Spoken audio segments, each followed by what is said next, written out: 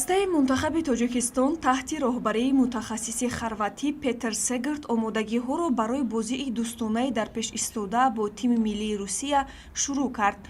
هیئت منتخب تاجیکستان برای بازی دوستانه با یکچین روسیه چنین است: دروازه‌بان‌ها رستم یتیمов، محریدین حسنов، شاهرخ قیرگیزبоев. حمایتگران وحدت حنانов، زائر جورابоев، منوچهر سفرов، مهربان کریمов، احتم نظرов، سیاوش اسرارов، علیجان کرامتالله‌زاده، دلیر امام نظرов. نیم حمایتگران علیشیر جلیلов، پرویزجان عمربоев، امیربек جورابоев، احسان پنجشنبه، علیجان عینی، کامران ترسونов، مرادعلی اقنظرов، خسرو طاهرов، سلام ашурмамадов، محمدجان رحیمов، خورشید عبداللهев، عزیزبек حییتов.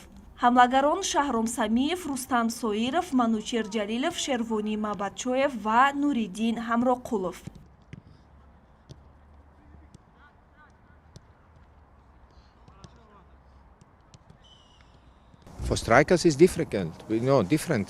ما کوشش کردیم که یک هیئت مکمل را جمع آوریم، چون در کشور بازی ها جریان داشتند برای ما خیلی وقتی کم ماند. باز مشکلی در آن است که اکثر بازیگران کلیدی در خط حمایه زائر جورابоев، منوچهر جلیلов و امیربek جورابоев، پرویز عمربоев به تمرین ها سر وقت آمده نمیتوانند. تنها یک یا دو روز پیش از واخوری همراه می شوند که این خیلی کم است. به هر حال منت دارم از لیگ های تاجیکستان که این بازیگران را در اختیار من ماندند.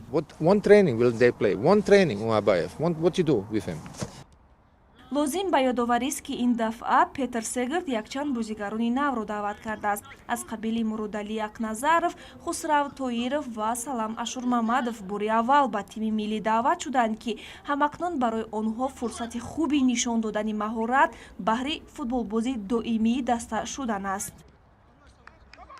Кто дебютирует, кто только начинает играть, будут отдаваться, им не важно с кем играть, где играть, им самое главное играть за сборную своей страны, и поэтому будет непросто, но будем готовиться, разберем, я думаю, разберем их досконально, покажут сильные и слабые стороны, но это работа тренерского штаба, а так настраиваться будем как всегда, как и на игры чемпионата, за клуб, как и за сборную, на другие игры, все как всегда. واخوری رفیقانه تیم‌های ملی تاجیکستان و روسیه 17 نوامبر ساعت 20 در ورزشگاه مرکزی جمهوریوی شهر دوشنبه دایر می شود.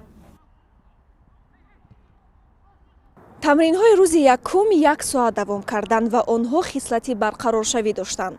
اکثر لیگانرهایی که هنوز به هیئت نپیوستند در نزدیکترین فرصت همراه می‌شوند. ما از جریان دیگر تمرین‌ها حتما به شما گزارش می‌دهیم.